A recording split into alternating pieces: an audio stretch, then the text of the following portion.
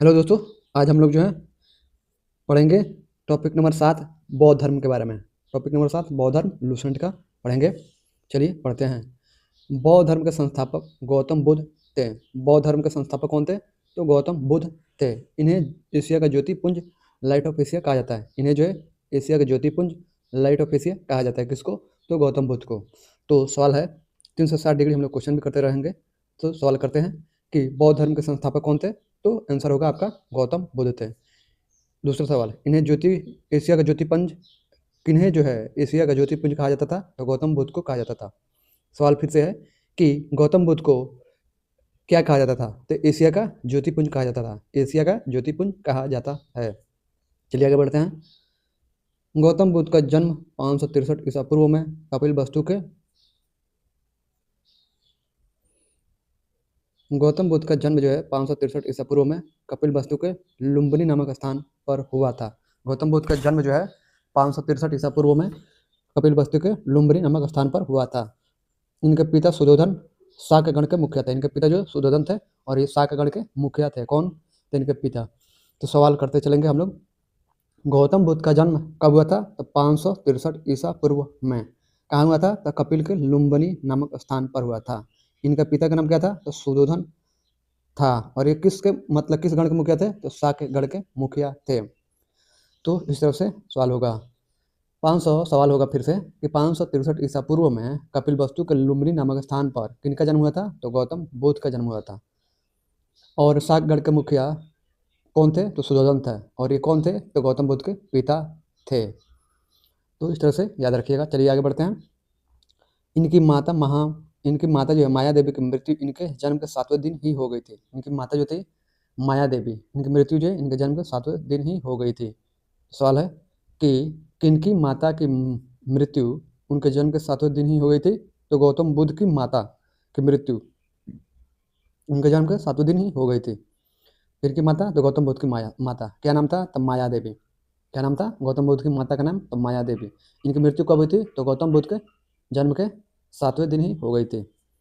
इनका लालन पालन सौतेली माँ जो है प्रजापति गौतमी ने किया था। इनका लालन पालन जो है सौतेली माँ प्रजापति गौतमी ने किया था।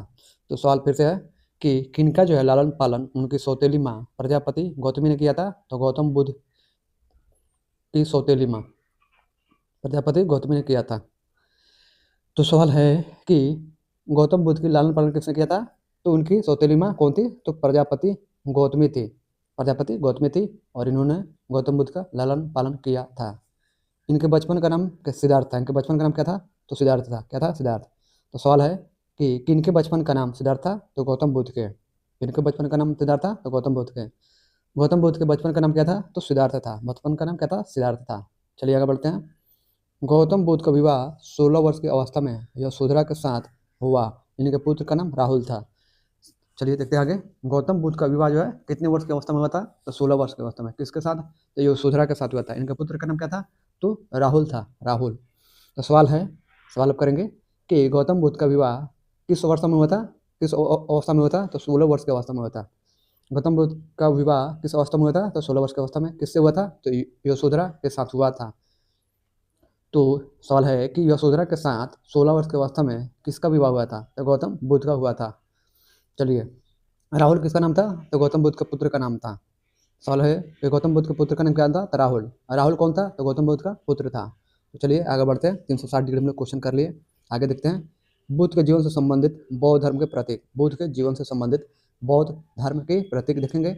घटना और प्रतीक। घटना और प्रतीक। जन्म जो है इनके जन्म जब हुआ था तो उसका प्रतीक था कमल और सांड। कमल और सांड था इनके जन्म का क्या था? तो प्रतीक था कमल और सांड। गृह त्याग घोड़ा था। गृह त्याग क्या था? तो घोड़ा था। ज्ञान पीपल बोधि वृक्ष। ज्ञान जो इनको प्राप्त हुआ था तो पीपल बोधि वृक्ष यानी पीपल के नीचे प्राप्त हुआ था तो उसको बोधि वृक्ष कहा गया। प्रथम उपदेश जो है चक्र। प्रथम उपदेश दिए थे तो उसको चक्र, उसका प्रतीक है चक्र। निर्वाण जो है पद चिन्ह। निर्वाण यानी कि पद चिन्ह है। मृत्यु यानी स्तूप। जितने भी स्तूप बने हैं भारत में बहुत सारे स्तूप है। जैसे बिहार में ही है, उसके बाद से एमपी में है और भी राज्यों में है। तो मृत्यु जो है स्तूप है। स्तूप मृत्यु का प्रतीक चिन्ह है। स्तूप बने हुए हैं। निर्वाण पद चिन्ह इनका है और प्रथम उपदेश है उससे संबंधित जो प्रतीक है चक्र है। ज्ञान जो प्राप्ति हुआ था पीपल वृक्ष से नीचे हुआ था, तो उसको बोधि वृक्ष कहा जाता है। तो ये है गृह त्याग जो है घोड़ा, गृह त्याग जब कर रहे थे तो इनका प्रतीक चिन्ह घोड़ा, जन्म जो है कमल और सांड। तो इस तरह से इनके घटना और इनसे संबंधित प्रतीक जो थे इसके बारे में हम लोग पढ़ लिए। चलिए आगे पढ़ते हैं हम लोग।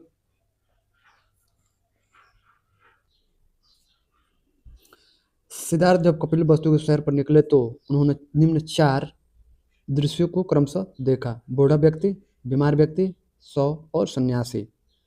सिद्धार्थ जो है कपिल वस्तु के शहर पर निकले तो उन्होंने निम्न 4 दृश्यों को देखा: बूढ़ा व्यक्ति, एक बीमार व्यक्ति, शव और एक सन्यासी। सबको देखा। इससे सवाल पूछे जाते हैं बौद्ध धर्म से, तो इसको याद रखिएगा, ये भी कर लीजिए। तो पूछेगा सवाल कि सिद्धार्थ किसके सर पर निकले थे। तोड़ कर हम लोग क्वेश्चन बनाएंगे। सिद्धार्थ किसके सर पर निकले थे? तो कपिल वस्तु के सर पर निकले थे। सवाल है कि कपिल वस्तु के सर पर कौन निकले थे? तो सिद्धार्थ निकले थे। सिद्धार्थ किसका नाम था? तो गौतम बुद्ध का नाम था। और गौतम बुद्ध किसके सर पर निकले थे? तो कपिल वस्तु के सर पर निकला था। उन्होंने क्या देखा? तो निम्न 4 दृश्यों को देखा। कौन कौन सा दृश्यों को देखा? तो बूढ़ा व्यक्ति देखे, दूसरा एक बीमार व्यक्ति देखे, इसको एक शव देखे और इसके बाद एक सन्यासी को देखे। कौन? तो सिद्धार्थ या गौतम बुद्ध। गौतम बुद्ध का नाम बचपन का सिद्धार्थ था। ये कपिल वस्तु के शहर पर निकले थे तो बूढ़ा व्यक्ति देखे, एक बीमार व्यक्ति देखे, एक शव देखे और एक सन्यासी देखे। चलिए आगे बढ़ते हैं। संसारिक समस्याओं से व्यथित होकर सिद्धार्थ ने 29 वर्ष की अवस्था में गृह त्याग किया। यानी कि संसारिक जो समस्या थी उसे व्यथित हो गए, यानी कि व्याकुल हो गए। और सिद्धार्थ जो थे 29 वर्ष की अवस्था में क्या करते हैं कि गृह त्याग किए, रात में घर से निकल लिए, जिससे वैष्णव बौद्ध धर्म में महाभिनिष्क्रमण कहा गया, जिसे बौद्ध धर्म में जो महाभिनिष्क्रमण कहा गया है। तो सवाल है यहाँ से कि संसारिक समस्याओं से व्यथित होकर कौन जो है 29 वर्ष की अवस्था में गृह त्याग किए? तो सिद्धार्थ। सवाल है फिर से कि संसारिक समस्याओं से व्यथित होकर सिद्धार्थ ने कितने वर्ष की अवस्था में गृह त्याग किया? तो 29 वर्ष की अवस्था में। सवाल है फिर से, संसारिक समस्याओं से व्यथित होकर सिद्धार्थ ने 29 वर्ष की अवस्था में क्या किए? तो गृह त्याग किए। संसारिक समस्याओं से व्यथित होकर सिद्धार्थ ने 29 वर्ष की अवस्था में गृह त्याग किया, जिसे किस धर्म में महाभिनिष्क्रमण कहा गया है? तो बौद्ध धर्म में महाभिनिष्क्रमण कहा गया है। चलिए आगे बढ़ते हैं। फिर से सवाल, संसारिक समस्याओं से व्यथित होकर सिद्धार्थ ने 29 वर्ष की अवस्था में गृह त्याग किया, जैसे बौद्ध धर्म में क्या कहा गया है? तो महाभिनिष्क्रमण कहा गया है। चलिए, महाभिनिष्क्रमण किस में कहा गया? तो बौद्ध धर्म में कहा गया। और क्यों? तो ये 29 वर्ष की अवस्था में गृह त्याग किए। कौन? तो आपके सिद्धार्थ। क्यों? तो संसारिक समस्याओं से व्यथित होकर। तो इस तरह से ध्यान से सुनना है और देखना है। एक एक चीज़ को हम तोड़ कर पढ़ा रहे हैं। 360 डिग्री सवाल एग्जामिनर इससे जब भी पूछेगा तो जहाँ से भी घुमाना होगा घुमाएगा। घुमाओ, आप तैयार रहिए उसका जवाब देने के लिए। गृह त्याग करने के बाद सिद्धार्थ जो है बुद्ध ने वैशाली के अलार्म कलाम से सांग दर्शन की शिक्षा ग्रहण की। गृह त्याग करने के बाद जो है सिद्धार्थ यानी कि बुद्ध ने वैशाली के अलार्म कलाम से सांग दर्शन की क्या की? तो शिक्षा ग्रहण की। अलार्म कलाम सिद्धार्थ के प्रथम गुरु हुए। अलार्म कलाम जो हुए सिद्धार्थ के प्रथम गुरु हुए, जिससे उन्होंने शून्य का ज्ञान प्राप्त किया। तो ज्ञान प्राप्त किया। तो देखिए अब यहाँ पर हम लोग जो है क्वेश्चन करते जाएंगे। गृह त्याग करने के बाद सिद्धार्थ यानी कि बुद्ध ने वैशाली के अलार्म कलाम से सांग दर्शन की शिक्षा ग्रहण की। तो चलिए आगे क्वेश्चन करते हैं कि गृह त्याग करने के बाद सिद्धार्थ ने यानी कि बुद्ध ने किससे जो है सांग दर्शन की शिक्षा ग्रहण की? तब वैशाली के, यहाँ पर थोड़ा कलर चेंज करते हैं, वैशाली के अलार्म कलाम से सांग दर्शन की शिक्षा ग्रहण की। सवाल है कि गृह त्याग करने के बाद सिद्धार्थ यानी बुद्ध ने वैशाली के अलार्म कलाम से किस दर्शन की शिक्षा ग्रहण की? तो सांख्य दर्शन की शिक्षा ग्रहण की। आगे चलते हैं।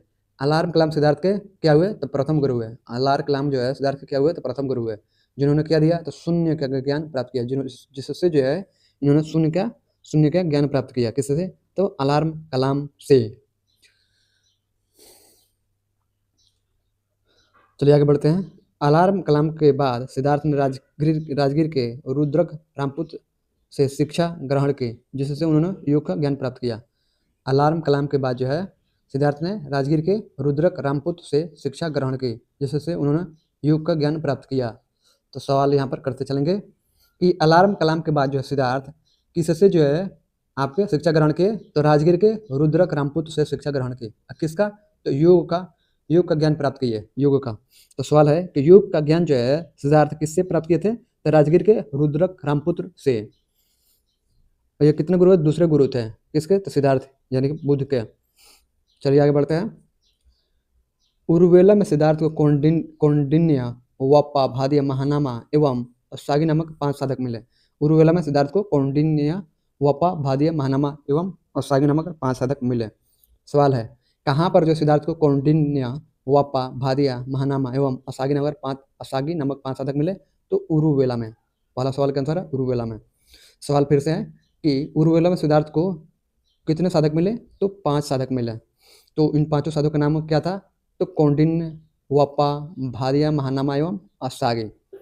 सवाल है उरुवेला में 5 साधक कौंडिन्य, वप्पा, भादिया, महानामा एवं असागी किसको मिले थे? तो सिद्धार्थ को मिले थे, सिद्धार्थ को यानी कि बुद्ध को। चलिए आगे बढ़ते हैं। बिना अन्न जल ग्रहण किए 6 वर्ष की कठिन तपस्या के बाद 35 वर्ष की आयु में वैशाख की पूर्णिमा की रात निरंजना फल्गु नदी के किनारे पीपल वृक्ष के नीचे सिद्धार्थ को ज्ञान प्राप्त हुआ। यानी कि बिना अन्न जल ग्रहण किए 6 वर्ष की कठिन तपस्या के बाद 35 वर्ष की आयु में वैशाख की पूर्णिमा की रात निरंजना यानी फल्गु नदी के किनारे पीपल वृक्ष के नीचे सिद्धार्थ को क्या हुआ? तो ज्ञान प्राप्त हुआ। तो चलिए क्या होता है कि बिना अन्न जल ग्रहण किए जो है इस 6 वर्ष की कठिन तपस्या करते हैं। कठिन तपस्या के बाद जो है 35 वर्ष की आयु में वैशाख की पूर्णिमा की रात होती है और उस रात जो है निरंजना यानी फल्गु नदी के किनारे पीपल का वृक्ष होता है, वहाँ पर इनको क्या होता है? तो सिद्धार्थ को ज्ञान प्राप्त होता है। तो चलिए सवाल करते हैं। बिना अन्न जल ग्रहण किए कितने वर्षों की कठिन तपस्या के बाद जो है सिद्धार्थ को ज्ञान प्राप्त हुआ था? तो 6 वर्ष की कठिन तपस्या के बाद। थोड़ा सा कलर चेंज करते हैं। 6 वर्ष की कठिन तपस्या के बाद। चलिए बिना अन्न जल ग्रहण किए 6 वर्ष की कठिन तपस्या के बाद कितने वर्ष की आयु में ज्ञान प्राप्त हुई थी? तो 35 वर्ष की आयु में। फिर से सवाल है बिना अन्न जल ग्रहण किए 6 वर्ष की कठिन तपस्या के बाद 35 वर्ष की आयु में कौन सी रात थी और किस नदी के किनारे जो है उनको ज्ञान प्राप्त हुआ था? तो वैशाख की पूर्णिमा की रात थी, वैशाख की पूर्णिमा की रात थी। और कौन सी नदी थी? तो निरंजना यानी कि फल्गु नदी के किनारे, निरंजना यानी फल्गु नदी के किनारे सिद्धार्थ को ज्ञान प्राप्त हुआ। सवाल है बिना अन्न जल ग्रहण किए 6 वर्ष की कठिन तपस्या के बाद 35 वर्ष की आयु में वैशाख की पूर्णिमा की रात निरंजना यानी फल्गु नदी के किनारे किस वृक्ष के नीचे सिद्धार्थ को ज्ञान प्राप्त हुआ? तब पीपल वृक्ष के नीचे सिद्धार्थ को ज्ञान प्राप्त हुआ। चलिए आगे बढ़ते हैं। इस तरह से पूरा तोड़ का हम लोग सवाल बना दीजिए। कहीं से भी सवाल पूछेगा इस लाइन से तो आप उसका जवाब देने के लिए जो है पूरी तरह से तैयार होंगे। चलिए आगे बढ़ते हैं। ज्ञान प्राप्ति के बाद सिद्धार्थ बुद्ध के नाम से जाने गए। ज्ञान प्राप्ति के बाद सिद्धार्थ जो है बुद्ध के नाम से जाने गए। वह स्थान बोध गया कहलाया। वह स्थान जो है बोध गया कहलाया। ज्ञान प्राप्ति के बाद सिद्धार्थ किसके नाम से जाने गए? तो बुद्ध के नाम से जाने गए। वह स्थान क्या कहलाया? तो बोध गया कहलाया। सवाल है, अब सवाल करते जाए। ज्ञान प्राप्ति के बाद सिद्धार्थ किसके नाम से जाने गए? तो बुद्ध के नाम से जाने गए। वह स्थान क्या कहलाया? तो बोध गया कहलाया। तो बुद्ध के नाम से कौन जाने गए? सवाल है बुद्ध के नाम से कौन जाने गए? तो सिद्धार्थ। और कब? तो ज्ञान प्राप्ति के बाद। वह स्थान बोध गया कहलाया। मतलब कौन सा स्थान जो है बोध गया कहलाया? तो वह स्थान जो है जहाँ इनको ज्ञान प्राप्त हुआ था वो स्थान जो है बोध गया कहलाया। बुद्ध ने अपना प्रथम उपदेश सारनाथ ऋषिपत्तनम में दिया। बुद्ध ने अपना प्रथम उपदेश कहाँ दिया? सारनाथ ऋषिपत्तनम में दिया, जिसे बौद्ध ग्रंथों में धर्म चक्र प्रवर्तन कहा गया। बुद्ध ने अपना प्रथम उपदेश कहाँ दिया था? सारनाथ ऋषिपत्तनम में दिया, जिसे बौद्ध ग्रंथों में धर्म चक्र प्रवर्तन कहा गया। सवाल है कि बुद्ध ने अपना प्रथम उपदेश कहाँ दिया था? तो ऋषिपत्तनम में दिया। बुद्ध ने अपना प्रथम उपदेश सारनाथ ऋषिपत्तनम में दिया, जिसे बौद्ध ग्रंथों में क्या कहा जाता है? तो धर्म चक्र प्रवर्तन कहा गया है। बुद्ध के किस उपदेश को यानी कि तो प्रथम उपदेश को कहाँ दिए थे? तो सारनाथ ऋषिपत्तनम में। इसको क्या कहा गया है? तो धर्म चक्र प्रवर्तन कहा गया। किस ग्रंथों में? तो बौद्ध ग्रंथों में। चलिए आगे बढ़ते हैं। बुद्ध ने अपने उपदेश जनसाधारण की भाषा पाली में दिए। बुद्ध ने अपने उपदेश जनसाधारण की भाषा पाली में दिए। तो सवाल है कि बुद्ध ने अपने उपदेश किस भाषा में दिए? तो जनसाधारण की भाषा पाली में दिए। जनसाधारण की भाषा पाली जो थी उस भाषा में दिए थे।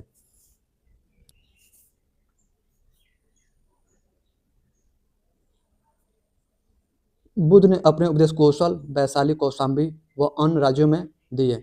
बुद्ध ने अपने उपदेश जो है कहाँ दिए? तो कौशल में, वैशाली में और कौशाम्बी और अन्य राज्यों में दिए। सर्वाधिक उपदेश कौशल देश की राजधानी श्रावस्ती में दिए। सर्वाधिक उपदेश कहाँ दिए? तो कौशल देश की राजधानी श्रावस्ती में दिए। इनके प्रमुख अनुयायी शासक थे बिम्बिसार, प्रसेनजित और उदयन। इनके प्रमुख अनुयायी शासक थे तो बिम्बिसार थे, प्रसेनजित थे और उदयन थे।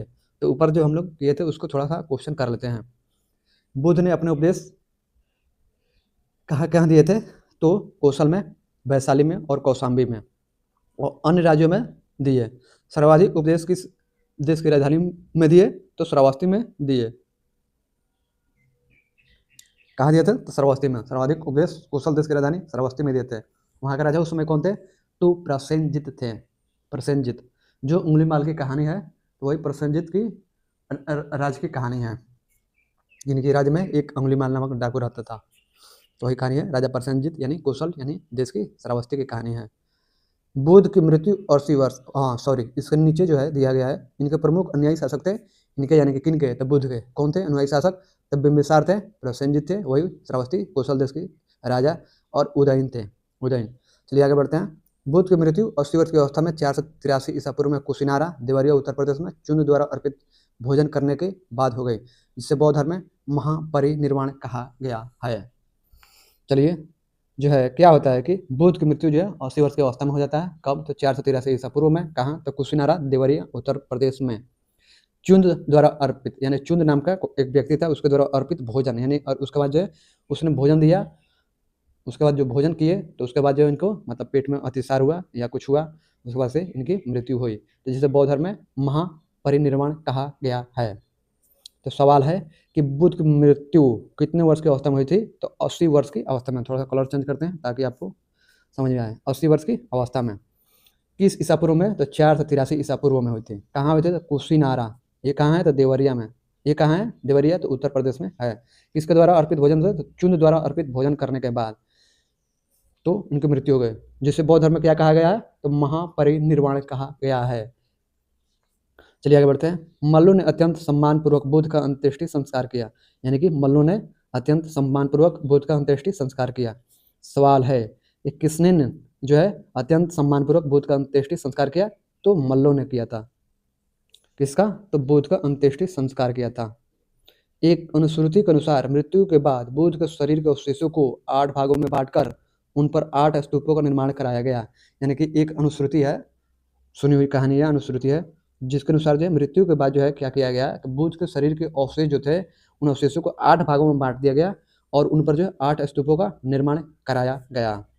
तो सवाल है कि किसके मृत्यु के बाद उसके शरीर के अवशेषों को 8 भागों में बांटकर उन पर 8 स्तूपों का निर्माण कराया गया? तो बुद्ध के शरीर के अवशेषों को। चलिए आगे बढ़ते हैं। बुद्ध के जन्म एवं मृत्यु की तिथि को चीनी परंपरा के कैंटोन अभिलेख के आधार पर निश्चित किया गया है। बुद्ध के जन्म एवं मृत्यु की तिथि को चीनी परंपरा के कैंटोन अभिलेख के आधार पर निश्चित किया गया है। सवाल है कि बुद्ध के जन्म और मृत्यु की तिथि किसकी परंपरा के और किस अभिलेख के आधार पर निश्चित किया गया है?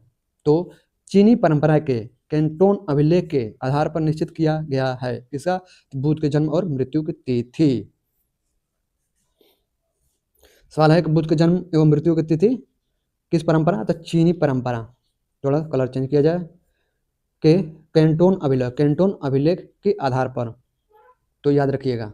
तो कैंटोन अभिलेख के आधार पर यानी चीनी परंपरा के कैंटोन अभिलेख के आधार पर किसके जन्म और मृत्यु की तिथि को निर्धारित किया गया है? तो बुद्ध के जन्म और मृत्यु की तिथि को निर्धारित किया गया है। चलिए आगे देखते हैं। बौद्ध धर्म के बारे में हमें विशद ज्ञान त्रिपिटक, विनय पिटक, शुद्ध पिटक और अभिधम पिटक से प्राप्त होता है। यानी कि बौद्ध धर्म के बारे में हमें विशद ज्ञान जो है किससे? त्रिपिटक है। त्रिपिटक यानी कि उसको 3 अति है, त्रिपिटक बोलते हैं। विनय पिटक को, शुद्ध पिटक को, अभिधम पिटक को त्रिपिटक बोला जाता है, तीनों को तो प्राप्त होता है। तो सवाल है कि बौद्ध धर्म के बारे में हमें विशद ज्ञान किससे प्राप्त होता है? तो त्रिपिटक से। तो कौन कौन है? तो विनय पिटक है, शुद्ध पिटक है, अभिधम पिटक है, इससे प्राप्त होता है। तीनों पिटकों की भाषा जो है पाली है। तीनों पिटकों की भाषा क्या है? तो पाली है। क्या है? तो पाली है। पाली। तीनों पिटकों की भाषा क्या है? पाली है। थेरवाद मत की पाली त्रिपिटक सबसे पुराना है। थेरवाद मत की पाली जो है त्रिपिटक, पाली त्रिपिटक सबसे पुराना है। तो सवाल पूछेगा कि किस मत की पाली त्रिपिटक सबसे पुराना है? तो थेरवाद मत के पाली त्रिपिटक सबसे पुराना है। शुद्ध पिटक में बुद्ध के धार्मिक सिद्धांतों को संवाद के रूप में संकलित किया गया है। सुत्त पिटक जो है, सुत्त पिटक, उसमें क्या किया गया है, तो बुद्ध के धार्मिक सिद्धांतों को संवाद के रूप में संकलित किया गया है। किसमें, तो सुत्त पिटक में। तो सवाल है कि सुत्त पिटक में बुद्ध के धार्मिक सिद्धांतों को किस रूप में संकलित किया गया, तो संवाद के रूप में संकलित किया गया है। सवाल है फिर से कि बुद्ध के धार्मिक सिद्धांत को संवाद के रूप में किस पिटक में संकलित किया गया है, तो सुत्त पिटक में, सूत्र पिटक में किया गया है। चलिए आगे बढ़ते हैं। विनय पिटक में संघ के भिक्षु एवं भिक्षुणी के लिए बनाए गए नियमों का संग्रह किया गया है। यानी कि विनय पिटक में जो है संघ के भिक्षु जो थे उनको, उनके लिए, और भिक्षुणी जो थे उनके लिए नियमों का संग्रह किया गया है। ये कौन, किस नियम के आधार पर ये लोग मतलब संघ में रहेंगे। तो सवाल है कि विनय पिटक में संघ के भिक्षु एवं भिक्षुणी के लिए बनाए गए क्या है, तो नियमों का क्या है, तो संग्रह है। चलिए आगे बढ़ते हैं। नियमों का संग्रह किसके लिए, तो भिक्षु और भिक्षुणियों के लिए किस पिटक में किया गया है, तो विनय पिटक में। यानी कि विनय पिटक में संघ संबंधी, आपका संघ से संबंधित जो भी नियम है उसके बारे में दिया गया है। और इसमें संघ के अनुशासन को तोड़ने पर किए जाने वाले प्रायश्चितों की सूची भी दी गई है। इसमें जो है संघ में के अनुशासन अगर तोड़ते हैं तो उस पर किए गए जाने वाले प्रायश्चितों की सूची भी दी गई है। किसमें, तो विनय पिटक में। अभिधम पिटक में सूत्र पिटक में वर्णित सिद्धांतों के सुव्यवस्थित अनुशीलन के लिए आवश्यक सूचियों के सारांश तथा प्रश्नोत्तरी का समावेश किया गया है। यानी कि अभिधम पिटक में क्या है कि सूत्र पिटक में वर्णित जो सिद्धांत है उन सिद्धांतों के सुव्यवस्थित अनुशीलन के लिए आवश्यक सूचियों के सारांश तथा प्रश्नोत्तरी का समावेश किया गया है। नोट देखते हैं। पाली त्रिपिटकों को पहली शताब्दी ईसा पूर्व में श्रीलंका के शासक वतगामनी की देखरेख में पहली बार लिपिबद्ध किया गया। यानी कि पाली त्रिपिटकों को पहली शताब्दी ईसा पूर्व में श्रीलंका के शासक वतगामनी की देखरेख में पहली बार लिपिबद्ध किया गया। यानी कि सवाल पूछेगा कि पाली त्रिपिटकों को पहली शताब्दी ईसा पूर्व में कहाँ के शासक की देखरेख में पहली बार लिपिबद्ध किया गया था, तो श्रीलंका के शासक कौन थे, तो वतगामनी की देखरेख में पहली बार लिपिबद्ध किया गया था। तो सवाल है फिर से कि पहली शताब्दी ईसा पूर्व में श्रीलंका के शासक वतगामनी की देखरेख में पहली बार लिपिबद्ध किया गया था किसको, तो पाली त्रिपिटकों की। चलिए आगे देखते हैं हम लोग। सूत्र पिटक के 5 निकाय, यानी सूत्र पिटक जो है, सूत्र पिटक, विनय पिटक और अभिधम पिटक। तो सूत्र पिटक के बारे में हम पढ़ेंगे। सूत्र पिटक के 5 निकाय है, दीर्घ, मध्यम, संयुक्त, अंगुत्तर, खुद्दक। ये 5 निकाय हैं किसके, तो सूत्र पिटक के। दीर्घ, मध्यम, संयुक्त, अंगुत्तर और खुद्दक किसके हैं ये सब, तो सूत्र पिटक के 5 निकाय हैं। कौन कौन, दीर्घ, मध्यम, संयुक्त, अंगुत्तर और खुद्दक। आगे देखते हैं। बुद्ध के पूर्व जन्मों से जुड़ी जातक कथाएं खुद्दक निकाय के 15 पुस्तकों में एक है। यानी कि बुद्ध के पूर्व जन्मों के जुड़ी जो है जातक कथाएं है खुद्दक निकाय, यानी खुद्दक निकाय ये वाला लास्ट वाला खुद्दक निकाय की 15 पुस्तकों में से एक है। थोड़ा सा कलर फिर चेंज करते हैं। खुद्दक निकाय में धम्मपद नैतिक उपदेशों को पदात्मक संकलन, यानी कि खुद्दक निकाय में धम्मपद नैतिक उपदेशों को पदात्मक संकलन। थेर गाथा देखते हैं। थेर गाथा बौद्ध भिक्षुओं का गीत है।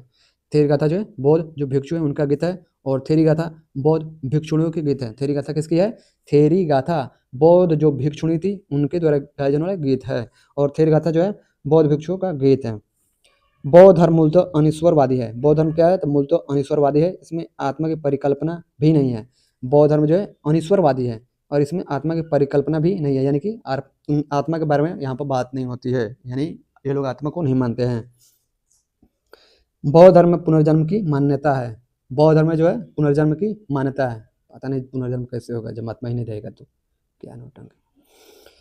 सोचिएगा जब शरीर मर जाए, मतलब इंसान मर जाएगा, शरीर तो मिट्टी में मिल जाएगा, ये नेचर में मिल जाएगा, तो फिर पुनर्जन्म कैसे होगा जब आत्मा नहीं होगा। तो पुनर्जन्म होने के लिए आत्मा चाहिए ना कुछ तो चाहिए, कुछ है ही नहीं तो बचेगा ही नहीं, तो कहाँ से होगा। तो इसमें आत्मा की परिकल्पना भी नहीं है परिकल्पना आत्मा के बारे में। और बौद्ध धर्म अनिश्वरवादी नहीं, ईश्वर में इनको कोई आस्था नहीं है। क्या खतरनाक लोग थे भाई। तीक्ष्णा को क्षीण हो जाने की अवस्था को बुद्ध ने निर्वाण कहा है। तृष्णा को क्षीण हो जाने की अवस्था को बुद्ध ने निर्वाण कहा है। विश्व दुखों से भरा है का सिद्धांत ने बुद्ध ने उपनिषद से लिया है। विश्व जो है दुखों से भरा है का सिद्धांत बुद्ध ने उपनिषद से लिया। अद्भुत भारत लेखक एएल वासम के अनुसार 49 दिनों की तपस्या के बाद बुद्ध को ज्ञान की प्राप्ति हुई थी। अद्भुत भारत जो है लेखक ए एल बैसम है उसके के अनुसार जो 49 दिनों की तपस्या के बाद जो है वो उसको ज्ञान की प्राप्ति हुई थी इस पुस्तक के इस राइटर के अनुसार।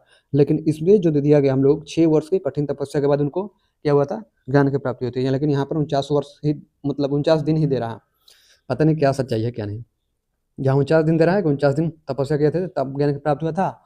और इसमें जो हम लोग पढ़े ऊपर उसमें 6 साल यानी 6 वर्ष की कठिन तपस्या के बाद उनको 35 वर्ष की आयु में निरंजना यानी फल्गु नदी के किनारे पीपल वृक्ष यानी बोधि वृक्ष के नीचे वैशाख की पूर्णिमा की रात किसको ज्ञान की प्राप्ति हुआ था, तो आपको महात्मा यानी सिद्धार्थ को ज्ञान की प्राप्ति हुई थी। यही हम लोग ऊपर पढ़े हैं। यहाँ 49 दिन दे रहा है। सच्चाई क्या है क्या नहीं कौन जानता है। चलिए जो दिया है वही हम लोग पढ़ते हैं। यानी कि बौद्ध धर्म के प्रचार के जिन्होंने संन्यास ग्रहण किया, जिन्होंने जो है भिक्षुक बौद्ध धर्म के प्रचार के लिए जिन्होंने संन्यास ग्रहण किया इन्हें भिक्षुक कहा गया। उपासक गृहस्थ जीवन व्यतीत करते हुए बौद्ध धर्म अपनाने वालों को उपासक कहा गया। यानी कि उपासक जो है गृहस्थ जीवन व्यतीत करते हुए बौद्ध धर्म अपनाने वालों को उपासक कहा गया। नोट, बौद्ध धर्म के वरिष्ठ साध्वी को थेरी के रूप में जाना जाता था। बौद्ध धर्म के वरिष्ठ साध्वी को थेरी के रूप में जाना जाता था। बौद्ध संघ में सम्मिलित होने के लिए न्यूनतम आयु सीमा 15 वर्ष थी। बौद्ध संघ में सम्मिलित होने के लिए न्यूनतम आयु सीमा 15 वर्ष थी। बौद्ध संघ में प्रविष्ट होने को उपसंपदा कहा जाता था। बौद्ध संघ में प्रविष्ट होने को उपसंपदा कहा जाता था। बौद्ध धर्म के त्रिरत्न है बौद्ध धर्म एवं संघ। बौद्ध धर्म के त्रिरत्न है बौद्ध धर्म और संघ। पहले हम लोग ऊपर से क्वेश्चन कर लेते हैं। 360 डिग्री सवाल है, बौद्ध धर्म कितने भागों में विभाजित था, तो 2 भागों में। कौन कौन से, तो भिक्षुक और उपासक। भिक्षुक कौन थे, तो जिन्होंने जो बौद्ध धर्म के प्रचार के लिए संन्यास ग्रहण किए थे उन्हें भिक्षुक कहा गया। उपासक उन्हें कहा गया जो गृहस्थ जीवन व्यतीत करते हुए बौद्ध धर्म को अपनाने वालों को उपासक कहा गया। यानी कि जो लोग गृहस्थ जीवन व्यतीत करें यानी घर में रहते हुए काम करते हुए जो बौद्ध धर्म को अपनाने वालों को उपासक कहा गया। चलिए आगे देखते हैं। बौद्ध धर्म के वरिष्ठ साधुओं को क्या कहता है, तो थेरी कहता है। सवाल है कि बौद्ध धर्म के क्वेश्चन, बौद्ध धर्म के वरिष्ठ साधु क्या कहता है, तो थेरी कहा जाता के रूप में जाना जाता था या कहा जाता था। चलिए, बौद्ध धर्म में सम्मिलित होने के लिए न्यूनतम आयु क्या थी, तो 15 वर्ष थी। सवाल है कि बौद्ध धर्म में सम्मिलित होने के लिए न्यूनतम आयु सीमा क्या थी, तो 15 वर्ष थी। अगला सवाल है, बौद्ध संघ में प्रविष्टि होने को क्या कहा जाता था, तो उपसंपदा कहा जाता था। यानी कि उपसंपदा किसे कहा जाता था, तो बौद्ध संघ में प्रविष्टि होने को। सवाल है, बौद्ध धर्म के कितने त्रिरत्न थे, 3। कौन कौन, बुद्ध धम्म और संघ। बुद्ध धम्म और संघ जो है बौद्ध धर्म के त्रिरत्न है। अब चलते हैं बौद्ध धर्म से सभाएं। बौद्ध सभाएं यानी बौद्ध धर्म से संबंधित जो सभाएं हुई थी उसके बारे में हम लोग पढ़ेंगे, बौद्ध सभाओं के बारे में। सभा, समय, स्थान, अध्यक्ष और शासन काल। चलिए पहला देखते हैं। प्रथम बौद्ध संगति जो है 483 ईसा पूर्व राजगिरी में महाकश्यप अध्यक्ष थे और शासनकाल किसका था, तो अजातशत्रु का था। द्वितीय बौद्ध संगति 383 ईसा पूर्व में वैशाली में हुआ था। सावाकमी अध्यक्ष थे और शासनकाल था काला शोक का। तृतीय बौद्ध संगति जो है 250 ईसा पूर्व पाटलिपुत्र में मोगली पुत्तिस जो है अध्यक्ष थे और अशोक के शासनकाल में हुआ था तृतीय बौद्ध संगति। चतुर्थ बौद्ध संगति जो है 98 ईसा पूर्व में हुआ था। कहाँ, तो कुंडलबन कश्मीर में। अध्यक्ष कौन थे, बौद्ध संगति के द वसुमित्र और अश्वघोष थे और शासनकाल था कनिष्क के शासनकाल में। तो इसको याद रखने का तरीका है,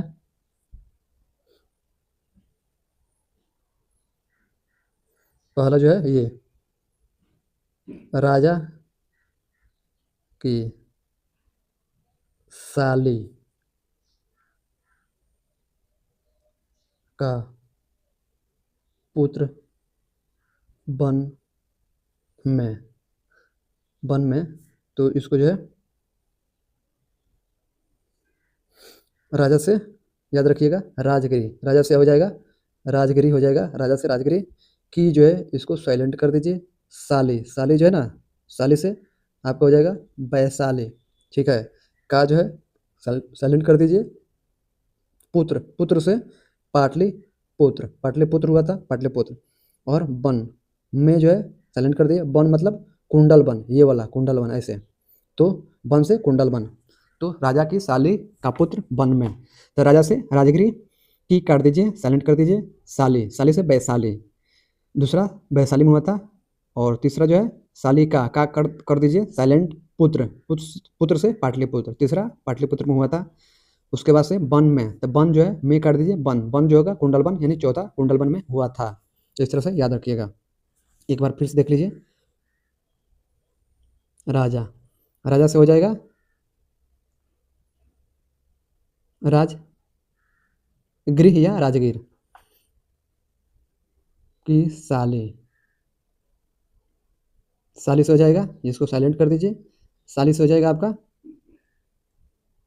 वैशाली, पहला हो जाएगा ये, दूसरा हो जाएगा वैशाली में हुआ था पहला राजगीर में, दूसरा वैशाली में।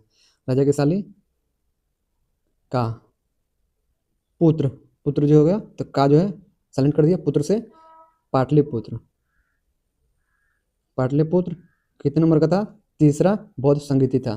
पुत्र वन में, वन में हो गया साइलेंट, वन से हो गया कुंडल वन, कुंडल वन यानी कि कश्मीर, ये कश्मीर में पड़ता है। तो चौथा हो जाएगा कुंडल वन में, आपका चौथा हो जाएगा। तो इस तरह याद रखने का तरीका है। स्थान यानी किन किन स्थानों में हुआ था? पहला राजगिरी में हुआ था, यानी प्रथम बौद्ध संस्कृति जो है आपका कहाँ हुआ था? तो आपका राजगिरी में हुआ था पहला, तो राजा याद रखिएगा। कि जो है साइलेंट कर दीजिए, साली तो वैशाली, दूसरा वैशाली में होता। का जो है साइलेंट कर दीजिए, पुत्र, पुत्र से पाटलिपुत्र, तो ये तीसरा हुआ था आपका, तीसरा बौद्ध संगीति हुआ था। चौथा वन यानी कि कुंडल वन, तो चौथा आपका कुंडल वन यानी कि ये कश्मीर में पड़ता है कुंडल वन, तो कुंडल वन में हुआ था चौथा बौद्ध संगीति। स्थान है, हमने स्थान को याद किया। अब चलिए इसको लिख लीजिएगा, या आपके पास खुद का ट्रिक होगा तो आप उसका भी इस्तेमाल कर सकते हैं, बना सकते हैं खुद से। तो ये लिख लीजिएगा या आप खुद अपना बना लीजिएगा। चलिए आगे बढ़ते हैं हम लोग और देखते हैं। अध्यक्ष अब देखेंगे हम, अध्यक्ष के बारे में। स्थान देख लीजिए, अब अध्यक्ष को याद करने का तरीका देखते हैं। महासभा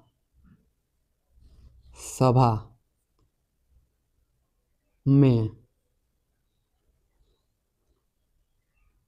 मित्र का घोष, महासभा में मित्र का घोष यानी कि महासभा होता है और उसमें जो है मित्र का घोष होता है। आपके जो मित्र होता है ना उसका घोष होता है, यानी कि उसको खड़ा कराया जाता है, घोष किया जाता है। जिंदाबाद आपका मित्र है, जैसे कोई किसी महासभा में खड़ा हो गया तो वहाँ पर उसको लोग जो है उसका नाम पुकारते हैं, उसको जिंदाबाद करते हैं।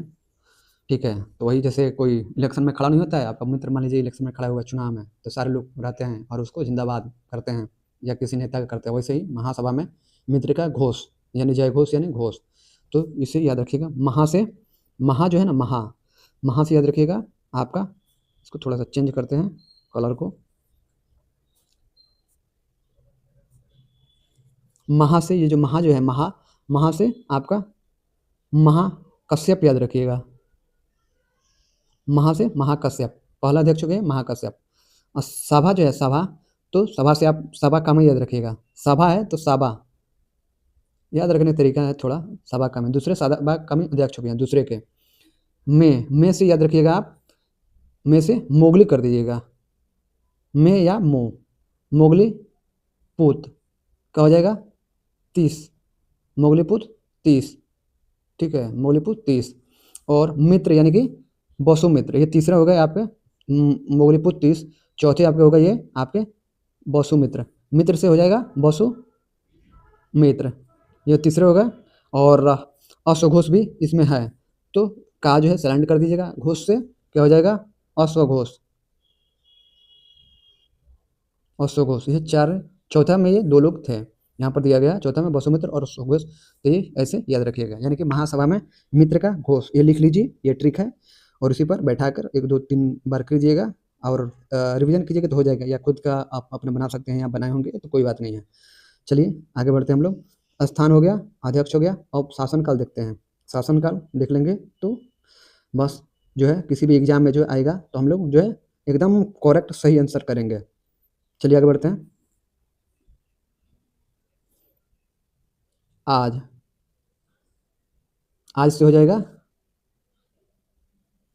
आजात शत्रु, पहले को हो जाएगा पहला जो बौद्ध संगीति हुआ था उसके शासनकाल, किसके शासनकाल में? तो अजात शत्रु के शासनकाल में होता। आज शोक, शोक, शोक मतलब दूसरा हो जाएगा काला शोक, शोक मतलब काला, हाँ शोक जोड़ दीजिए तो काला शोक, काला शोक के शासनकाल में दूसरा हुआ था, वो दूसरा बौद्ध संगीति हुआ था।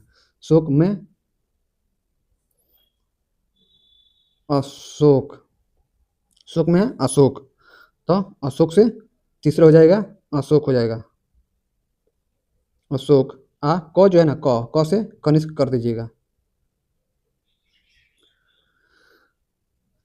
या का से कनिष्क कर दीजिएगा, यहाँ अशोक का कर दीजिए या मत करिए, या अशोक से ही याद रखिएगा, और से अशोक हो जाएगा, क जो लास्ट में बचता है अशोक में उससे हो जाएगा कनिष्क हो जाएगा। तो तीसरा हो जाएगा अशोक के शासनकाल में, और चौथा जो है आपके कनिष्क के शासनकाल में हुआ था। तो ये सब याद हो गए पूरा आपको। अब चलते हैं देखते हैं इसको। पहला जो 483 ईसा पूर्व में होता, 483 से फिर 100 साल बाद 383 में, उसके बाद ये 483 और 383 सेम टू सेम है। 483 के बाद 4 से 1 घटाइएगा तो 383, एक मतलब कर दीजिए, सेम टू सेम ये है, यानी सिर्फ एक 4 है, तो 4 से 1 कर दिया 3 हो गया, 83 बस ऐसे। अब 250 याद रखिएगा, ये 250 ईसा पूर्व और ये 98 ईसा पूर्व, बस हो गया। अब प्रथम द्वितीय तृतीय चौथे तो ये है। ये चलिए आगे बढ़ते हैं हम लोग। चतुर्थ बौद्ध संगीति के बाद बौद्ध धर्म 2 भागों हीनयान और महायान में विभाजित हो गया, यानी कि चतुर्थ बौद्ध संगीति के बाद जो है बौद्ध धर्म कितने भागों में विभाजित हो गया, तो 2, किसमें, तो हीनयान और महायान में विभाजित हो गया। अब अभी हम सवाल पूछेंगे आपसे कि चतुर्थ बौद्ध संगीति किसके शासन काल में हुआ था, तो आपको पता होना चाहिए कनिष्क के शासन काल में। कहाँ हुआ था, तो कुंडलवन कश्मीर में हुआ था। और आप इसके अध्यक्ष कौन थे, तो मित्र का घोष, यानी कि महासभा में मित्र का घोष, तो मित्र का घोष यानी वसुमित्र, और घोष मतलब अश्वघोष, तो चौथे में ये हो जाएगा। चलिए आगे बढ़ते हैं, सवाल कर लेते हैं इससे कि बौद्ध धर्म 2 भागों में कब विभाजित हुआ था, तो चतुर्थ बौद्ध संगीति जो हुआ था 98 ईसा पूर्व में, कहाँ, तो कुंडलवन में। इसके अध्यक्ष कौन थे, तो वसुमित्र और अश्वघोष थे। किसके शासनकाल में, तो कनिष्क के शासनकाल में। हीनयान और महायान नामक 2 भागों में विभाजित हो गया। चलिए आगे बढ़ते हैं। बौद्ध धर्म के महायान संप्रदाय का आदर्श बोधिसत्व है, यानी कि बौद्ध धर्म का जो महायान संप्रदाय था, यानी कि हीनयान और महायान में विभाजित हुआ चतुर्थ बौद्ध संगीति के बाद, तो महायान संप्रदाय का जो आदर्श था बोधिसत्व है। बोधिसत्व दूसरे के कल्याण को प्राथमिकता देते हुए अपने निर्वाण में विलंब करते हैं। इनका ये कथन था कि बोधि जो सत्व हैं वो दूसरे के कल्याण को प्राथमिकता देते हैं, और उसके प्राथमिकता देते हुए अपने जो निर्वाण है, खुद का जो निर्वाण है उसको क्या करते हैं, तो विलंब करते हैं, यानी कि रोक देते हैं, ताकि दूसरे का कल्याण हो जाए। चलिए, हीनयान का आदर्श है अहर्त पूज्य। हीनयान जो है उसका आदर्श जो है अहर्त पद को प्राप्त करना है। जो व्यक्ति अपनी साधना से निर्वाण की प्राप्ति करते हैं उन्हें ही अहर्त कहा जाता है, यानी कि इनका कहना है कि हीनयान का आदर्श जो है अहर्त पद को प्राप्त करना है। जो व्यक्ति, जो इनका कथन है कि जो भी व्यक्ति है अपनी साधना से निर्वाण की प्राप्ति करते हैं, यानी खुद की साधना से खुद का निर्वाण प्राप्ति करते हैं, उन्हें अहर्त कहा जाता है। धार्मिक जुलूस का प्रारंभ सबसे पहले बौद्ध धर्म के द्वारा प्रारंभ किया गया। धार्मिक जुलूस का जो है प्रारंभ सबसे पहले किसके द्वारा, तब बौद्ध धर्म के द्वारा प्रारंभ किया गया। तो सवाल है कि धार्मिक जो जुलूस आज निकलते हैं उसका जो प्रारंभ सबसे पहले किसके द्वारा किया गया, तो बौद्ध धर्म के द्वारा किया गया। बौद्धों का सबसे पवित्र त्यौहार जो है बैसाख पूर्णिमा है। बौद्धों का सबसे पवित्र त्यौहार कौन सा है, तो बैसाख पूर्णिमा है, जिसे बुद्ध पूर्णिमा के नाम से जाना जाता है, जिसे जो है बुद्ध पूर्णिमा के नाम से जाना जाता है। इसका महत्व इसलिए है कि बुद्ध पूर्णिमा के ही दिन बुद्ध का जन्म हुआ था, ज्ञान की प्राप्ति हुई थी एवं महापरिनिर्वाण की प्राप्ति हुई थी, यानी जन्म हुआ था, ज्ञान की प्राप्ति हुई थी और मृत्यु भी हुई थी, तीनों हुआ था। इसलिए बैसाख पूर्णिमा जो है बुद्ध पूर्णिमा इनके लिए सबसे पवित्र त्यौहार है। बुद्ध ने संसारिक दुखों के संबंध में 4 आर्य सत्यों का उपदेश दिया। बुद्ध ने जो है संसारिक दुखों के संबंध में जो है 4 आर्य सत्यों का उपदेश दिया। सवाल पूछेगा कि बुद्ध ने संसारिक दुखों के संबंध में कितने आर्य सत्यों का उपदेश दिया है, तो 4 आर्य सत्यों का उपदेश दिया है। ये है दुख है, दुख समुदाय है, दुख निरोध है, दुख निरोध गामिनी प्रतिपदा है। ये कौन कौन सा है, तो दुख है, दुख समुदाय है, दुख निरोध है, दुख निरोध गामिनी प्रतिपदा है। इन संसारिक दुखों से मुक्ति है तो बुद्ध ने अष्टांगिक मार्ग की बात की है। कही इन संसारिक दुखों से मुक्ति हेतु बुद्ध ने किस मार्ग की बात की, अष्टांगिक मार्ग की बात की, यानी कि अगर आप अष्टांगिक मार्ग पर चलते हैं तो इन संसारिक दुखों से मुक्ति प्राप्त कर सकते हैं। पहला है ये साधन है, कौन कौन से, सम्यक दृष्टि है, सम्यक संकल्प है, सम्यक वाणी है, सम्यक कर्मांत है, सम्यक आजीव है, सम्यक व्यायाम है, सम्यक स्मृति है एवं सम्यक समाधि है। ये सभी 8 हैं जिन अष्टांगिक मार्ग पर चलते हुए एक व्यक्ति संसारिक दुखों से मुक्ति प्राप्त कर सकता है। बुद्ध के अनुसार अष्टांगिक मार्गों का पालन करने के उपरांत मनुष्य की भव तृष्णा नष्ट हो जाती है और उसे निर्वाण प्राप्त हो जाता है। यानी कि बुद्ध के अनुसार जो है अष्टांगिक मार्गों का पालन करने के उपरांत जो है मनुष्य की भाव तृष्णा नष्ट हो जाती है। यानी कि इनका कथन ये है कि इन जो अष्टांगिक मार्ग है, ये 8 जो मार्ग है, अगर इन 8 मार्गों पर कोई भी व्यक्ति या कोई भी मनुष्य चलता है तो उसकी भाव तृष्णा यानी कि जो नहीं होता है कि लालसा कि मुझे ज़मीन हो जाए, मकान हो जाए, मैं एग्ज़ाम पास कर जाऊँ, मेरा ये दुःख दष्ट, मेरे बच्चा मेरे बेटे सफल हो, मेरे बेटे क शादी हो जाए, ये सब आजकल जो नहीं होता है ज़मीन मकान है, आजकल सारी चीज़ें हो रही है। लालसा, किसी चीज़ को पाने की इच्छा, तो इन सारी चीज़ों को जो है क्या होगा कि उसकी जो तृष्णा हो जाएगी वो सब नष्ट हो जाएगी। उसे लगेगा इन सब कुछ चीज़ों में कुछ भी नहीं रखा है, यानी ये सब माया है। तो ये क्या होगा अगर इन अष्टांगिक मार्गों को पर आप चलते हैं तो आपकी जो भाव तृष्णा है, यानी भावनाएँ, आपकी भावनाएँ हैं, दुःख, दर्द, ये सारी चीज़ें धीरे-धीरे खत्म हो जाएगी और आपको जो है निर्वाण प्राप्त हो जाएगा। निर्वाण बौद्ध धर्म का परम लक्ष्य है। निर्वाण जो है बौद्ध धर्म का क्या है? परम लक्ष्य है, जिसका अर्थ है दीपक का बुझ जाना, जिसका अर्थ है कि दीपक का बुझ जाना अर्थात जीवन मरण चक्र से मुक्त हो जाना। यानी कि जो दीपक है ना, जैसे हमारे अंदर जो दीपक मतलब दीपक से तुलना की गई है कि जैसे दीपक जो जल रहा है, तो दीपक जल रहा है यानी कि हमारी जो भाव तृष्णा ये सारी चीज़ें हैं वो जल रही है। और जैसे ही ये सब खत्म हो गई तो हमारी जो क्या होगा कि निर्वाण जब प्राप्त होगा तो क्या होगा, दीपक बुझ जाएगा यानी कि हमेशा के लिए बुझ जाएगा, यानी कि हमेशा हमेशा के लिए जो है जीवन और मृत्यु के चक्र से आप मुक्त हो जाएंगे। यानी दोबारा आपका जन्म नहीं होगा, दोबारा आपको इन दुनिया में कष्ट नहीं होगा, दुख नहीं होगा। यही सब समझाना चाह रहे हैं या चाहते थे। बुद्ध ने निर्वाण प्राप्ति को सरल बनाने के लिए निम्न 10 शीलों पर बल दिया। यानी कि बुद्ध जो है निर्वाण प्राप्ति यानी कि जीवन और मृत्यु के चक्र से मुक्त हो जाने के लिए जो सरल बनाने का जो तरीका था, वो तरीका था 10 शील पर बल दिया। अहिंसा यानी कि आपको हिंसा नहीं, कि किसी जीव जानवर किसी व्यक्ति के साथ मारपीट ये सब नहीं करना है, किसी जीव जंतु को मारना नहीं है, ये सब सत्य, हमेशा सत्य बोलना है। अस्तेय यानी चोरी नहीं करना है, किसी भी वस्तु का चोरी नहीं करना है, किसी के सामान का चोरी नहीं करना है। अपरिग्रह यानी किसी प्रकार की संपत्ति नहीं, यानी संपत्ति आपको नहीं रखना है, ठीक है। मद सेवन नहीं करना, शराब वराब नहीं पीना है। असमय भोजन नहीं करना, यानी कि कभी 10 बजे खाएँगे, कभी 6 बजे खाएँगे, कभी 2 बजे खाएँगे, कभी शाम को खाएँगे, किसी दिन नहीं खाएँगे, ये नहीं करना है। यानी डेली एक समय पर ही भोजन करना है और उतना ही करना है, ज़्यादा नहीं। आज 4 खाए, कल 10 रोटी खाए, तो ये सब नहीं है, ये सब नहीं करना है। एक ही टाइम पर एक ही मतलब उसी अनुपात में करना है। चलिए आगे बढ़ते हैं। सुखप्रद बिस्तर पर नहीं सोना, यानी सुखप्रद यानी पूरा एकदम मखमल कमल ये सब लगा हुआ है, एकदम सो रहे हैं, एकदम ऊपर-ऊपर हो रहा है, डिक-डिक हो रहा है, ये वाला काम नहीं चलेगा। धन संचय नहीं करना, यानी कि धन का संचय नहीं करना है। स्त्रियों से दूर रहना है, यानी कि स्त्रियों से दूर रहना है, यानी कि काम वासना इन सब चीज़ों से दूर रहना है। नृत्य गान आदि से दूर रहना है, यानी नृत्य गान जो है नृत्य से यानी डांस नाचना गाना ये नहीं होना चाहिए। गाना वाना ये सब कुछ भी नहीं होना चाहिए। गृहस्थों के लिए केवल प्रथम 5 शील तथा भिक्षुओं के लिए 10 शील मानना अनिवार्य था। यानी कि गृहस्थ जो लोग थे, जो गृहस्थी में रहते थे, यानी कि घर में ही रहकर अपना काम जैसे खेती-बाड़ी सब करना, ये जो भी था बिज़नेस करना, गृहस्थ पति-पत्नी, बच्चे इन सब का देखना, तो उनके लिए जो नियम था कि उनको प्रथम 5 शील जो नियम था 5 शील का, उसी का पालन करना था। इसलिए क्या होगा 10 शील उससे होगा ही नहीं। अब कहेगा गृहस्थ में कोई व्यक्ति है धन संचय नहीं करे, अब धन संचय नहीं करेगा, तो मकान अपनी जो भी है पुत्री का विवाह कैसे करेगा, अपने बच्चों को शिक्षा कैसे देगा, भोजन कहाँ से खिलाएगा उनको, उनके कपड़े, उनकी बीमारी ये सारी चीज़ें पूरा कहाँ से करेगा? तो इसलिए धन संचय नहीं करेगा तो प्रॉब्लम है।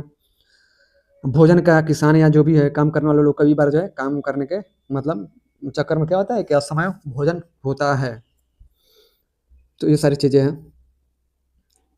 तो यही कारण है कि 5 शील पर ही जो है गृहस्थों के लिए मतलब था और भिक्षुओं के लिए 10 शील जो है मानना अनिवार्य था।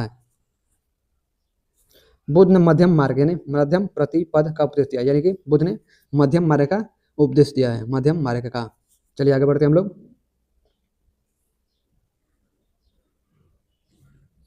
अनीश्वरवाद के संबंध में बौद्ध धर्म एवं जैन धर्म में समानता है, यानी कि अनीश्वरवाद के संबंध में जो है बौद्ध धर्म और जैन धर्म में समानता है, यानी कि अनीश्वरवाद मतलब ईश्वर नहीं है।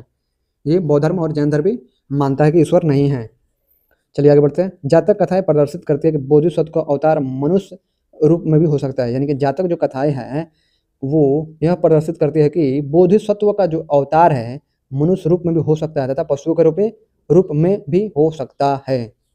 बोधिसत्व के रूप में पुनर्जन्मों की दीर्घ श्रृंखला के अंतर्गत बुद्ध ने शाक्य मुनि के रूप में अपना अंतिम जन्म प्राप्त किया, यानी कि बोधिसत्व के रूप में पुनर्जन्मों के दीर्घ श्रृंखला के अंतर्गत बुद्ध ने शाक्य मुनि के रूप में अपना अंतिम जन्म प्राप्त किया, किंतु इसके उपरांत मैत्रेय तथा अनाम बुद्ध अभी अवतरित होने शेष है तथा अन्य अनाम बुद्ध अवतरित होने शेष है, यानी कि किंतु इसके उपरांत जो है मैत्रेय तथा अन्य अनाम बुद्ध और अभी अवतरित होने शेष है, यानी कि इसके बाद जो है मैत्रेय होंगे, बुद्ध और अनाम बुद्ध, बहुत सारे अभी अनाम बुद्ध अवतरित होने शेष हैं। सर्वाधिक बुद्ध मूर्तियों का निर्माण जो है गांधार शैली में किया गया। सर्वाधिक जो है बुद्ध मूर्तियों का निर्माण किस शैली में किया गया? तो गांधार शैली में। सवाल है कि सर्वाधिक बुद्ध मूर्तियों का निर्माण किस शैली में किया गया? तो गांधार शैली में किया गया। लेकिन बुद्ध की प्रथम मूर्ति संभवतः मथुरा कला में बनी थी। लेकिन बुद्ध की प्रथम मूर्ति जो है संभवतः मथुरा कला में बनी थी। तो सवाल है कि बुद्ध की प्रथम मूर्ति किस कला में बनी थी? तो मथुरा कला में बनी थी। इसकी संभावना यहाँ पर व्यक्त की जाती है, संभवतः। चलिए आगे बढ़ते हैं हम लोग।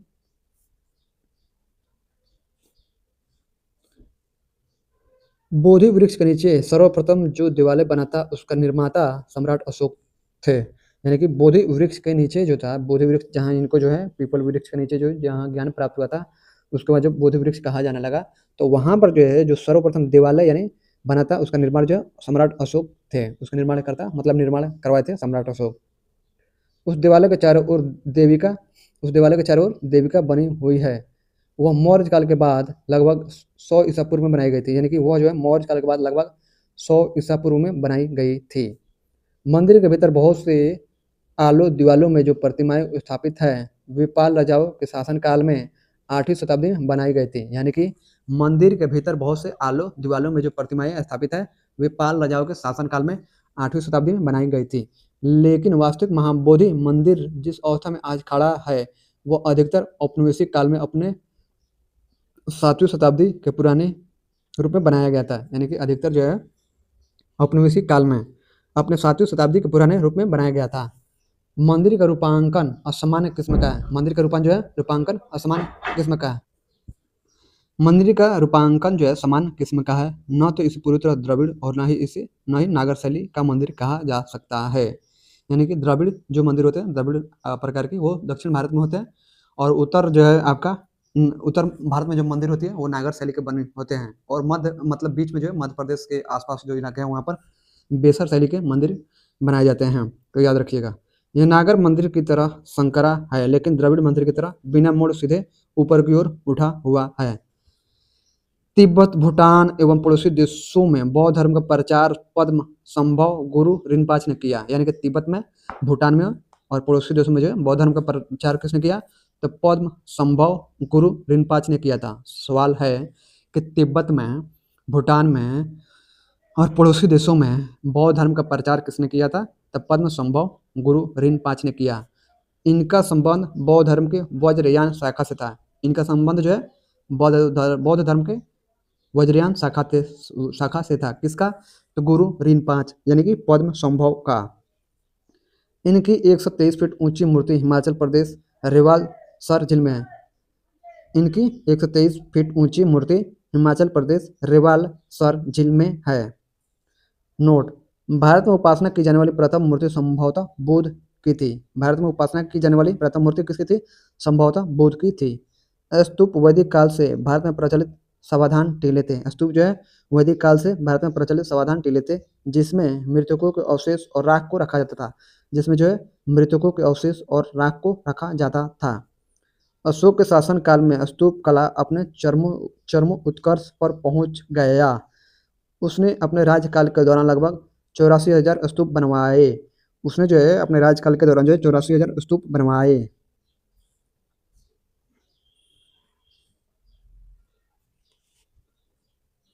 भारत के महत्वपूर्ण बौद्ध मठ, भारत के महत्वपूर्ण बौद्ध मठ के बारे में हम लोग देखेंगे। मठ स्थान, राज्य, केंद्र शासित प्रदेश। टाबो मठ जो है तपोगांव, स्पीति घाटी। टाबो मठ, तपोगांव, स्पीति घाटी, हिमाचल प्रदेश। नामग्याल मठ, धर्मशाला, हिमाचल प्रदेश। नामग्याल मठ, धर्मशाला, हिमाचल प्रदेश। हेमिस मठ, लद्दाख में। हेमिस मठ, लद्दाख में। थिक्से मठ, लद्दाख में। थिक्से मठ, लद्दाख में। सासुर मठ, लाहौल स्पीति, हिमाचल प्रदेश में। सासुर मठ, लाहौल स्पीति, हिमाचल प्रदेश में। मिंड्रांगलिंग, देहरादून में। मिंड्रांगलिंग जो है देहरादून में, उत्तराखंड। मिंड्रांगलिंग जो है मठ जो है देहरादून में, उत्तराखंड में। रूमटेक मठ, गंगटोक में। रूमटेक मठ, गंगटोक में, सिक्किम में। ये सिक्किम में है, गंगटोक जो है सिक्किम में है। तवांग मठ, अरुणाचल प्रदेश में। तवांग मठ जो है अरुणाचल प्रदेश में, अरुणाचल प्रदेश। तवांग मठ, अरुणाचल प्रदेश में। नाम ड्रालिंग मठ, मैसूर में, कर्नाटक। नाम ड्रालिंग मठ मैसूर में है, कर्नाटक में है। बोधि मंडा मठ बोधगया में है। बोधि मंडा मठ जो बोधगया में बिहार में बोधि मंडा मठ बोधगया बिहार में। चलिए आगे बढ़ते हैं। वैदिक परंपरा से प्रेरित स्तूपों को बौद्ध द्वारा लोकप्रिय बनाया गया। वैदिक परंपरा से प्रेरित स्तूपों को बौद्धों द्वारा लोकप्रिय बनाया गया। बुद्ध की मृत्यु के बाद बुद्ध के शरीर का अवशेष 8 भागों में विभाजित कर स्तूपों के नीचे रखे गए थे। बुद्ध की मृत्यु के बाद बुद्ध के शरीर के अवशेष जो है 8 भागों में विभाजित कर स्तूपों के नीचे रखे गए थे। स्तूपों को 5 श्रेणी में वर्गीकृत किया जा सकता है। स्तूपों को जो है 5 श्रेणी में वर्गीकृत किया जा सकता है। पहला अवशेष स्तूप। पहला अवशेष स्तूप जो है जिसमें बुद्ध और अन्य धार्मिक व्यक्तियों के अवशेष रखे गए हैं, जैसे सांची का स्तूप।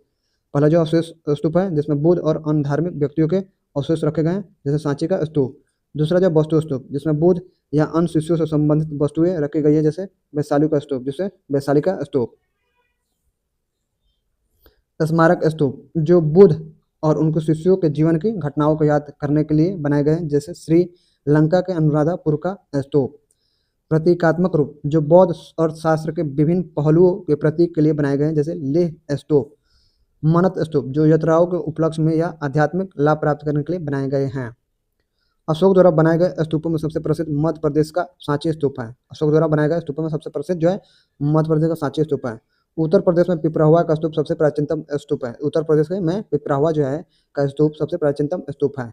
स्तूप आमतौर पर अवशेषों का निक्षेपागार होता था। स्तूप जो है आमतौर पर अवशेषों का निक्षेपागार होता था।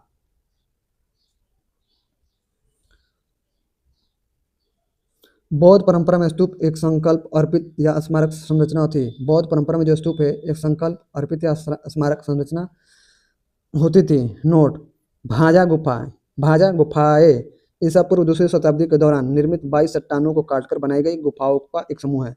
ईसा पूर्व जो है 2वीं शताब्दी के दौरान निर्मित 22 चट्टानों को काटकर बनाई गई गुफाओं का एक समूह है। यह महाराष्ट्र के लोनावाला के पास पुणे जिले में स्थित है। यह महाराष्ट्र के लोनावाला के पास पुणे जिले में स्थित है। यह हीनयान बौद्ध संप्रदाय से संबंधित है। यह हीनयान बौद्ध संप्रदाय से संबंधित है। गुफा में कई स्तूप है। गुफा में जो कई स्तूप है। बंगाल क्षेत्र में पाल राजवंश के शासनकाल के दौरान बौद्ध धर्म की वज्रयान शाखा के विकास के प्रभाव से बौद्ध देवियों की पूजा की जाने लगी थी। बंगाल क्षेत्र में पाल राजवंश के शासनकाल के दौरान जो है बौद्ध धर्म की वज्रयान शाखा के विकास के प्रभाव से बौद्ध देवियों की पूजा की जाने लगी थी।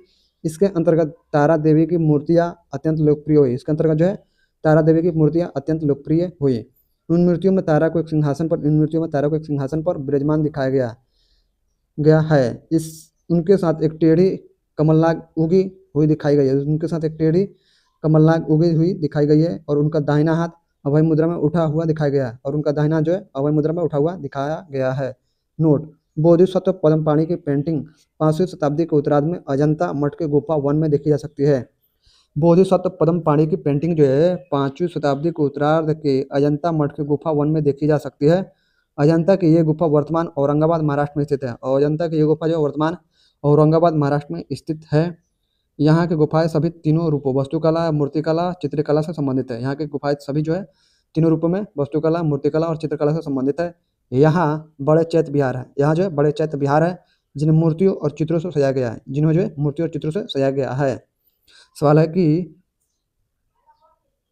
अजंता की ये गुफाएं वर्तमान में कहाँ है, तो वर्तमान में जो है औरंगाबाद महाराष्ट्र में स्थित है।